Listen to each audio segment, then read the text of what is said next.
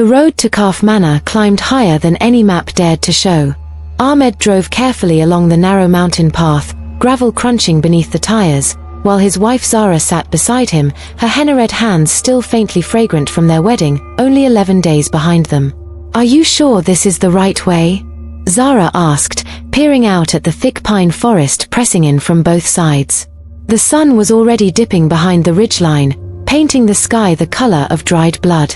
"The caretaker said it's the only bungalow before the next town," Ahmed replied. "We'll lose the light if we don't stop soon." They had wanted something different for their honeymoon, not a crowded hill station, not a hotel full of strangers, but somewhere quiet, somewhere just for the two of them. A colleague of Ahmed's had mentioned an old colonial-era bungalow deep in the mountains, rentable for the season, isolated, beautiful, cheap. Too cheap, perhaps, though neither of them thought to wonder why. The bungalow appeared suddenly around a bend, perched on a shelf of rock overlooking a valley thick with fog. It was enormous, 2 stories of dark timber and stone, with a wraparound veranda and shuttered windows that seemed to watch the approaching car like half-lidded eyes. Ivy strangled one entire wing of the house, and the garden, once clearly grand, had gone to wild, thorny ruin. "It's beautiful," Zara breathed, despite herself. "It's enormous for one caretaker to manage," Ahmed said, frowning at the silence. No dogs barked. No birds called. Even the wind seemed to hold its breath. An old man emerged from the side of the house, wiping his hands on a cloth. He introduced himself simply as Baba Rashid, the caretaker, and handed over an iron key without much ceremony. "There is no phone signal here," he said, not quite meeting their eyes. "The generator runs until 11. After that, only the oil lamps. I have left food in the kitchen. Will you be staying nearby?" Zara asked. "No, Betty."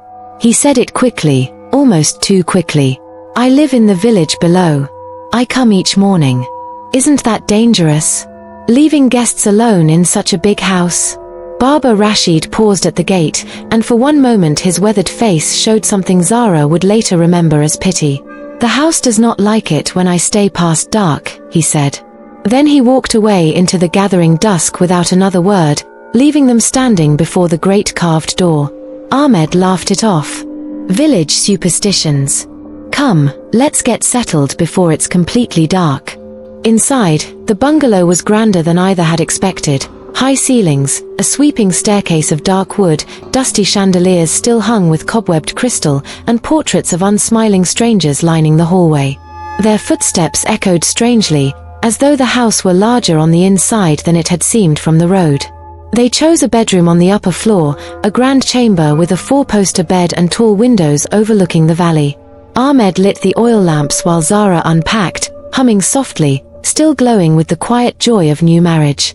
Neither of them noticed, in the mirror above the dresser, how the reflection of the room behind Zara seemed just a fraction darker than it should have been, as though someone unseen stood just beyond the lamp's reach, watching. Dinner was simple. Dale and rice left warm on the stove, exactly as promised. They ate at a long table meant for 20, their laughter the only human sound in that vast, silent house, and did not notice how the candle flames leaned, ever so slightly, toward Zara whenever she spoke. That night, as they lay together in the 4-poster bed, Ahmed drifted quickly into sleep, exhausted from the drive. Zara lay awake longer, listening to the house breathe around her, the creak of old wood settling, the distant moan of wind through the valley. And beneath it, so faint she thought she imagined it, something like a low exhale, right beside her ear, warm against her skin though no one stood there. She told herself it was nerves. New house. New marriage. New everything. She did not know that something ancient had already noticed her. He had lived in Calf Manor longer than the house itself had stood, a djinn of considerable age and considerable pride, who had claimed this ridge as his domain centuries before any Englishman built stone walls upon it. The humans called him nothing, for none who saw him truly lived to name him, but he called himself Kais, a name he had taken from a poem of doomed love he'd once overheard beneath a caravan's fire, long, long ago. Kais did not trouble every guest who passed through his house. Most he simply frightened away within a night or two, a moved object, a whispered name, a shadow at the window, enough to send them fleeing back down the mountain by dawn, hearts pounding, stories forming on their lips before they'd even reached the village. It was easier that way. He preferred solitude. But Zara was different. He had watched her from the moment the car crested the ridge, the graceful line of her, the warmth radiating from her like lamplight, the soft sound of her laughter carrying up through the pines before she'd even stepped from the vehicle. It had been 100 years, perhaps more, since anything human had stirred in him a feeling he could not simply crush and cast aside. He told himself it was curiosity. By the time she lay sleeping in his house, breathing slow in the dark, he knew it was something far more dangerous than that. He wanted her to stay. The second day passed pleasantly enough. Ahmed explored the grounds while Zara wandered the house, discovering an old library thick with dust, its books untouched for decades, and a locked door at the end of the east wing that no key on the ring seemed to fit. When she pressed her palm against the wood, she felt, or imagined she felt, warmth radiating through it, like something breathing on the other side. "There's a locked room upstairs," she mentioned to Baba Rashid when he came by that evening with fresh milk and vegetables. The old man's hands stilled over the basket. "Do not try to open it," he said quietly. "And Betty, if you hear your husband's voice calling you at night, from somewhere in the house, do not go to him unless you have first touched his hand and confirmed he is beside you." Zara laughed nervously. "What a strange thing to say." "I have buried 3 guests from this house," Baba Rashid said, without any humor at all. "Forgive my strangeness. I would rather you thought me a foolish old man than learn why I say this the hard way." He left before she could ask anything further, refusing even to step inside the gate as darkness fell. That night, Zara mentioned the conversation to Ahmed, half joking, half uneasy. Ahmed, ever practical, dismissed it as village superstition preying on an old man's guilt over some tragedy long past, perhaps hikers who'd lost their way, or an accident on the treacherous mountain roads. He held her close and told her nothing in this house could touch them so long as they were together, and Zara, wanting to believe him, let the warmth of his arms chase the strange feeling away. She did not know that Kai stood at the foot of their bed as they slept, watching her face in the lamplight with something between longing and hunger, his form barely more than a deeper darkness within the shadows, his ancient eyes fixed only on her. He could have taken her that very night. He had the power to do far worse than watch. But something in him, some last remnant of whatever soul a djinn of his age still carried, wanted her to come to him. Wanted her to choose it, even if he had to break everything around her to make that choice seem like the only one left. He began, quietly, to take Ahmed apart. It started small. On the 3rd night, Ahmed woke gasping from a dream he could not remember, certain someone had whispered his own name into his ear from impossibly close, in a voice that was not Zara's. He said nothing to her, not wanting to frighten his new wife, and told himself it was the strangeness of the house working on his nerves. The 4th day, he found deep scratches on the inside of the wardrobe door, for parallel lines gouged into old wood, far too high for any animal, far too precise to be accidental. He painted over them with the spare tin of varnish he found in the shed and said nothing. That night, Zara woke to find the space beside her empty and cold. She called Ahmed's name, and from down the darkened hallway came his voice, calling back to her, warm and familiar. "Zara, come here, quickly, come see this." She rose, half asleep, and had nearly reached the doorway before Baba Rashid's warning surfaced in her mind like a bubble breaking water. She stopped. Her heart hammered. "Ahmed," she called again. The voice came again, closer now, just beyond the door, patient and warm. "Zara, come." She backed away instead, trembling, and shook her actual husband awake in the bed where he had, in fact, never left her side. Ahmed sat up, groggy and confused, insisting he had not called her at all. They lay awake together until dawn, neither speaking, both listening to something pace slowly back and forth in the hallway outside their door until the first grey light broke over the mountains. By the 5th day, Ahmed had grown gaunt and hollow-eyed, sleep stolen from him night after night by voices only he could hear, by cold hands he swore brushed his throat in the darkness, by dreams of drowning in freezing black water that left him waking with his lungs burning. Zara begged him to leave, to abandon the honeymoon and drive back down the mountain immediately, but the car, when Ahmed tried it, would not start, the engine merely clicking uselessly, again and again, no matter what he tried. They walked instead, on the 6th morning, down toward the village, only to find the mountain path had changed. Familiar landmarks were gone. The road forked in places where Zara was certain it had run straight only days before. After 3 exhausting hours of walking in circles, they found themselves, impossibly, standing once more before the gates of Calf Manor, the house looming over them as though it had simply reeled them back in on an invisible line. That evening, Baba Rashid did not come at all. They were alone in the vast house as true darkness fell, the generator's hum cutting out at 11 exactly as the old man had warned, plunging the bungalow into a silence so total that Zara could hear her own heartbeat in her ears. It was then that the locked door at the end of the east wing creaked open on its own. Ahmed, driven half-mad by exhaustion and fear, insisted they investigate rather than cower, better to face whatever was tormenting them than wait for it to come to their bed again. He took an oil lamp and, holding Zara's hand tightly in his own, walked the length of the dark hallway toward the open door. The room beyond was a shrine to obsession.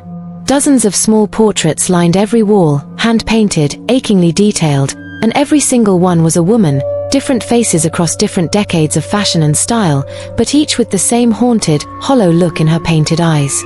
In the center of the room stood an ornate mirror, tall as a man, its frame carved with symbols that made Zara's stomach turn to look at directly. Reflected in the mirror was not the room behind them. It showed instead a garden in full, impossible bloom, the same garden that lay wild and thorned outside the bungalow's walls, but lush now, moonlit, achingly beautiful. And standing within it, waiting, was a tall figure in flowing dark robes, his face obscured by shadow except for 2 eyes that burned like coals, fixed directly on Zara's reflection with an intensity that stole the breath from her chest. "You are the loveliest thing to walk into my house in 300 years, said a voice, not from the mirror, but from everywhere at once, resonant and ancient, thick with a longing that had curdled into something far more dangerous through centuries of solitude. "Stay with me, and I will give you a kingdom no human king could offer. Stay with me, and your husband may leave this mountain unharmed. This is more mercy than I have shown in 100 years. Ahmed shouted and swung the oil lamp at the mirror with all his strength. Where the glass should have shattered, it merely rippled like water, and the figure within it laughed, a sound like stones grinding in a dry riverbed. "Foolish boy," Kai said, and this time his voice came from directly behind Ahmed's shoulder, though nothing stood there but shadow. "I have already taken more from you than you know. Every night you thought you slept beside your wife, I sat instead in your place, learning the shape of her dreams. She has spoken your name to me, in her sleep, a dozen times now, and each time it belonged a little less to you." Zara screamed and pulled Ahmed back from the mirror, refusing to let go of his hand even as the room seemed to darken further, the painted women on the walls turning their painted eyes, one by one, to watch her. "I do not want your fear," Kai said, softer now, almost pleading, the ancient thing beneath the menace showing itself at last. "In 300 years I have known nothing but this mountain and its silence. You laughed the moment you arrived, and I had forgotten such a sound existed in the world. Stay. I will not hurt you. I will give you anything." "She is not a thing to be given anything," Ahmed shouted, his voice cracking with exhaustion and fury. "She is my wife. She chose me. She will never choose you, no matter what you show her or what you take from me." Something in the room went very still. "Then I will simply have to take what you refuse to give," Kai said, and the temperature in the room plummeted so sharply that their breath fogged white in the lamplight. The painted women's mouths, one by one, began to open in a silent, endless scream, and the mirror's surface bulged outward like something pressing to be born. Zara, terrified beyond thought, remembered suddenly the small verses her grandmother had taught her as a child, protective words murmured over cradles and doorways, half forgotten until this exact moment of need. She began to recite them, her voice shaking but growing steadier with each line, refusing to stop even as the shadows in the room writhed and the temperature dropped further still, ice forming on the window glass. Ahmed added his own trembling voice to hers, and together, hand in hand, they backed out of the room step by step, refusing to break the words even once, refusing to let go of each other even as unseen hands seemed to claw at their clothing, even as the voice screamed in fury and grief in a language neither of them understood, shaking the very foundations of the house around them. They reached the bedroom and slammed the door, continuing the recitation without pause, huddled together on the bed as the entire bungalow groaned and shuddered around them like something in its death throes. Windows shattered one by one down the length of the house. Portraits crashed from walls in room after room. And through it all, the enraged voice grew fainter and fainter, retreating at last back toward the locked room at the end of the east wing, until finally, as the first grey light of dawn touched the mountain peaks outside their window, silence fell. Complete, absolute silence, the kind that comes only when something ancient has, for now, gone still. They left Calf Manor within the hour, not bothering to pack, not looking back even once as they walked down the mountain path, which now, in the daylight, ran straight and true exactly as it should. The car, abandoned at the gate, started on the very first try. They found Baba Rashid waiting at the edge of the village, sitting on a low wall as though he had known exactly when they would appear. He did not look surprised to see them disheveled, hollow-eyed, and alive. "You survived," he said simply. "Not everyone does." "What was that thing?" Ahmed demanded, his voice still shaking. "What lives in that house?" "Something that has loved and lost and grown cruel with centuries of loneliness," Baba Rashid said, his old eyes distant with memories he did not share. "He does not want to hurt anyone, Beta. He simply no longer knows any other way to keep something beautiful close to him.